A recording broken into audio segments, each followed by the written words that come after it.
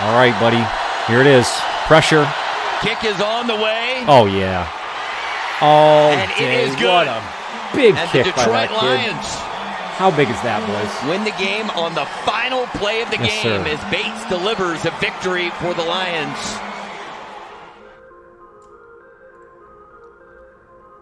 The Lions get a last-second victory, their first of the preseason at Arrowhead, and the game had a lot of regular season vibes. Let's go through the winners and losers from Week 2 of the preseason versus the Kansas City Chiefs. Welcome back to the channel. I am your host, Johnny Gaz. Thank you for returning for another video. Before we dive into those studs and duds, make sure to hit that like button if you dig the vibe here at Johnny Gaz Sports. Hitting the subscription button and notify bell is the best way to make sure you don't miss any future videos coming up here on the channel. Thank you guys so much for the recent involvement, all the likes, the shares, the commenting, all the interaction. Talking Lions football has been fantastic. Let's dive into today's topics.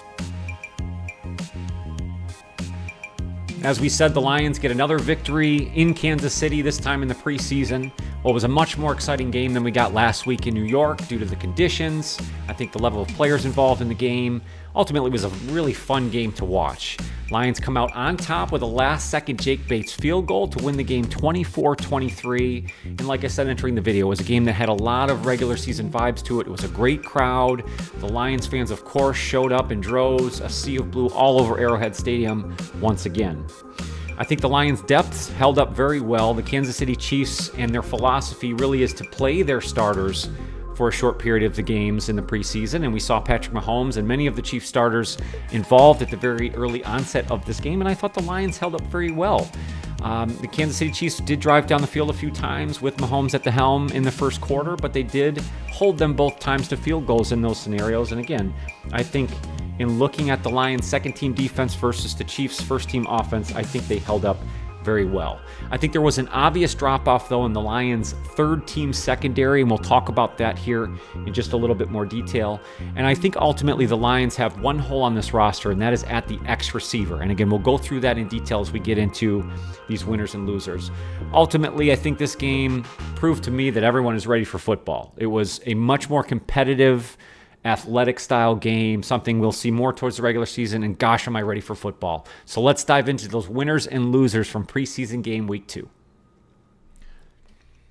Let's start with one of the ultimate winners from the game versus the Chiefs, and I think that's backup quarterback Hendon Hooker, who I think now at this point has proven he is the backup quarterback to Jared Goff. He continues to look confident and poised. In this game, I think he made a concerted effort to be a pocket passer. He did not want to run the football. Yes, he had the 7-yard TD scramble, which was a great athletic play and continues to show the aspect that he brings to the game that the other two quarterbacks do not on the Detroit Lions. But he looked confident, he looked poised, and again, read through his progressions. It was a very concerted effort to make sure he was being a pocket passer in this game, and I thought he acclimated very well. He finished 12 of 15 for 150 yards, and like we said, that one rushing TD, which got them back in the football game.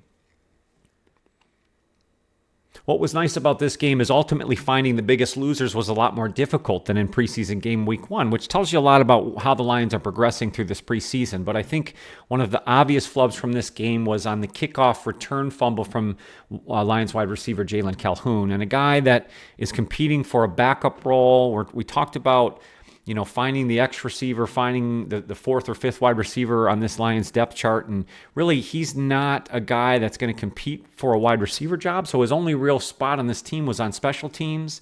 And when you fumble like that in a big spot, I think the Lions had just gotten a stop on defense. I think it was 6-6 at the time, and gave the ball right back to the Kansas City Chiefs, and I think they ended up scoring a touchdown on that drive. That's just a big flub, and it was pointed out by Golden Tate on that kick return that he just did not have secure control of that football. He was carrying it like a loaf of bread, and it popped out, and the Chiefs did recover. So unfortunately, he was one of the bigger losers from the game against the Chiefs. I think one of the bigger surprises over these first couple preseason games, and we've talked about over and over again, the Lions searching to replace Josh Reynolds in that X receiver role. One of the guys stepping up and truly making plays over these preseason games is wide receiver Isaiah Williams, and he showed up again in big-time ways against the Chiefs, and he was all over the field. He controlled all aspects of the game. He was on offense at wide receiver, he did an end around, so he's a running back, and he played on special teams as a punt returner and kick returner.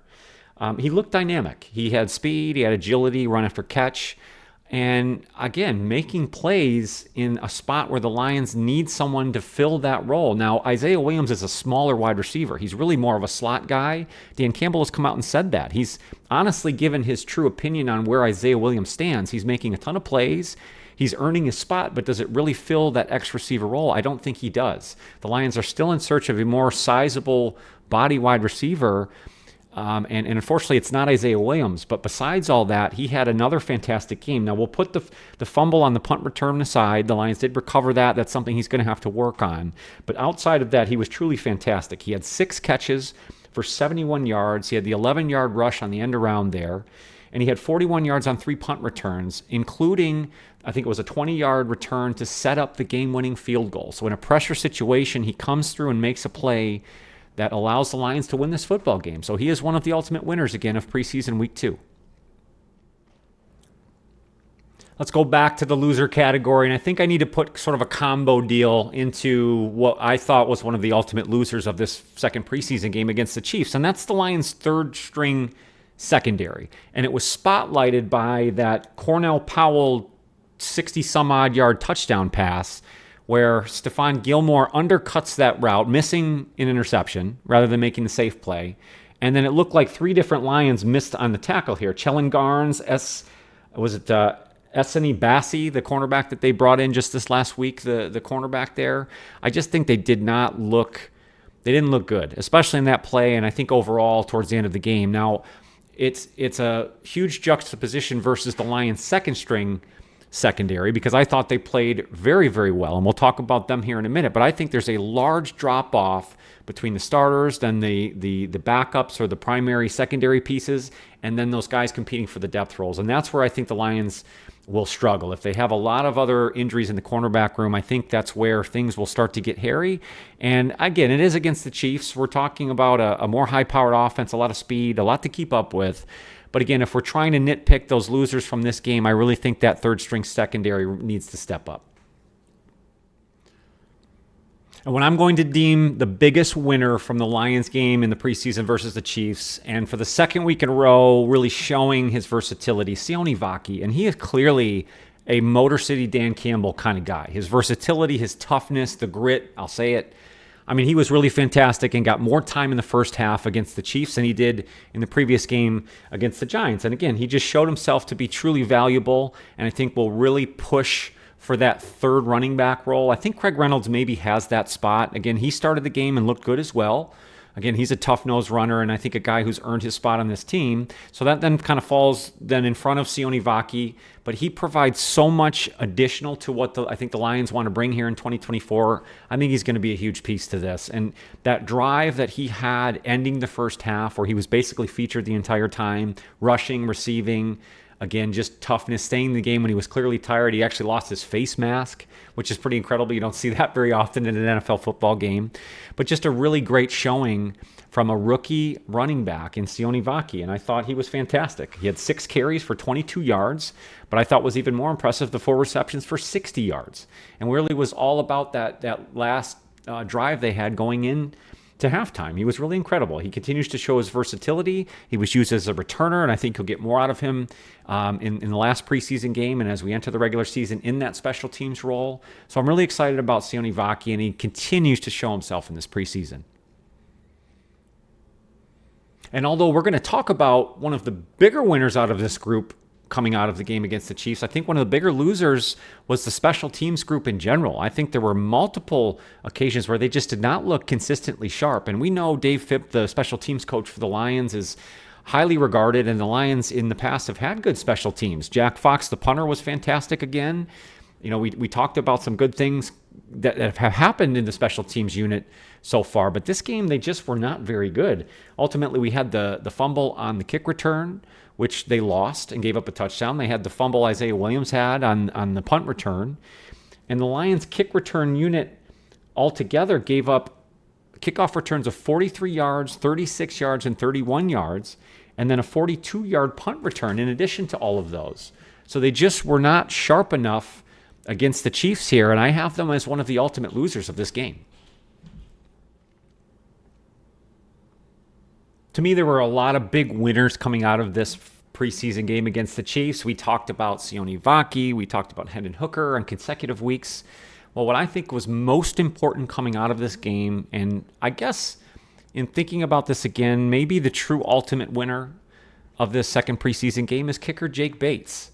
And let's put aside the missed extra point. We talked about the special teams being a loser of this game, and that's going to be included in that section. But outside of that, Jake Bates was money. 4 for 4. He's now 5 for 5 in the preseason. We talked about needing to build the confidence out of some shaky preseason weeks here he had leading into these preseason games. Well, he was sharp as a nail against the Chiefs. 4 for 4. He had a 55-yarder to lead off the game. He also had a 23-yarder, a 32-yarder, and then maybe more important than all of them is the 43-yard game winner. Set up by Isaiah Williams' punt return, Hendon Hooker keeping it calm, cool, collected, and he certainly wasn't perfect, but it set up Jake Bates for a pressure kick on the road. Yes, it's not regular season or playoffs or Super Bowl, but it's in an environment that is tough to kick in. And he nailed it. And it's a game winner, and it builds a lot of confidence. And Dan Campbell had some quotes coming out of it that he was really happy to see that. That's something he almost knew would happen. As that drive was going on, I kept telling myself, don't push this. Put yourself in a position to kick a field goal and allow Jake Bates to make or break himself. And he made himself right there. And I think he secures any other thought or concern that the Lions need to go out and get another kicker. I think that just solidifies that right now. He is the Lions kicker, in my opinion, heading into the regular season, and prove that here as the ultimate winner of the game against the Kansas City Chiefs. I also want to go through a few honorable mentions here. Let's start with the loser category. And in talking about the Lions' need for an X-wide receiver, they were hoping that guys like Darius Fountain and Donovan Peoples-Jones would step up. Well, here is another preseason game, and you just didn't get much from either of those guys. Darius Fountain had 2 catches for 15 yards. Donovan Peoples-Jones only 1 catch for 5 yards. And it leaves the Lions now in a position where they have to decide whether or not they just keep one of these 2 guys and say that he's the X receiver, even though they're not really giving us much and there's not a lot to pull from? Or do you say, scrap that, and we're going to take the guy that's making the plays, Isaiah Williams, and put him in that spot? He's not an X receiver. He doesn't have that height or that outside ability. So they're going to have to either shuffle things around, commit themselves to one of those 2 guys who has not performed, or potentially bring in another receiver after these first round of cuts starts to happen. We know there's a lot of wide receiver guys in the room in Houston and other places that the Lions could look to. I'm not going to go through a big list of names right here and now because, again, I think they still want Darius Fountain or Donovan Peoples-Jones to be that guy, but so far they have not shown out in this preseason.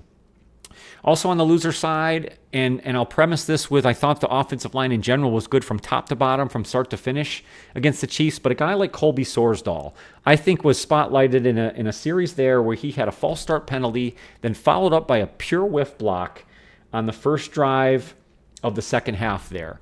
And Colby Sorsdahl, to me, was a guy that was competing for that 6th offensive lineman position along with Dan Skipper, and I don't know that he's kind of moved up in those ranks. I think he's actually fallen back a little bit. He saw a lot more playing time towards the end of the game that I would have expected a guy with his status to be playing, and that usually tells you what everything you need to know. So clearly either they felt he needs more reps or needs to prove something, and he's one of the guys that I thought was worthy of an honorable mention in that loser category. Going back to the winners in the honorable mentions, I want to bring up Caden Davis. Of course, he had the 61-yard TD catch. Nice catch, nice run after catch for another 40 yards to kind of get into the end zone there. So that was nice to see. I thought Tom Kennedy also played well. And talk about a guy who just doesn't fit what the Lions need, but he's pure grit, pure effort, pure hustle, and certainly should be a practice squad player for this team again. More winners, I think, Kindle Vildor, Khalil Dorsey. We talked about the loser status of the 3rd-string quarterback or corner or secondary room. I think those 2 guys heading up the backup depth, the second stringers, were very good. So that's where I think you see that discrepancy. There's a true fall off from 2nd string to 3rd string. The Lions are going to have to pay more attention to that. And then lastly, I think, we talked about how bad some of the special teams were. Well, I want to spotlight Jack Fox, who just boomed multiple punts in this game. I did not take down the yardage, so I don't have the official stats for Jack Fox coming out of that preseason game, but he flipped this field several times over and has done that now several seasons over. The Lions have one of the best punters in the league. I don't think it gets talked about enough, so I certainly wanted to spotlight him as one of the winners coming out of this preseason game. So what did you guys think of this second preseason game against the Chiefs in Arrowhead? What a last-second victory. Great for Jake Bates and his confidence. Hendon Hooker is looking everything of the second-string quarterback that we want him to be. So I'm excited to see kind of how those guys progress into the third week of the preseason. We know we have the Pittsburgh Steelers coming up next week for the Lions. There may still be potentially more joint practices to talk about, so come back and see me for that. But let me know what you guys thought of this game against the Chiefs. Cool outcome, fantastic fun game to watch. Who was your winner, ultimate winner and ultimate loser from this game? Definitely let me know. Interacting with you guys about Lions football is a true passion of mine. It's been so much fun. Thank you so much for all of the commenting so far. Make sure to hit that like button on the video if you dig the vibe here and what we're doing at Johnny Gaz Sports. If you hit the subscription button and notify bell, it's the best way to make sure you don't miss any future videos coming up here on the channel. I also have a membership option available. I'm going to have a ton of exclusive content available to members only as we hit the regular season. And then, of course, all the free content that you've come to grow and love here on Johnny Gaz Sports, I will continue to give to you guys each and every week. Go Lions. You guys have a fantastic day.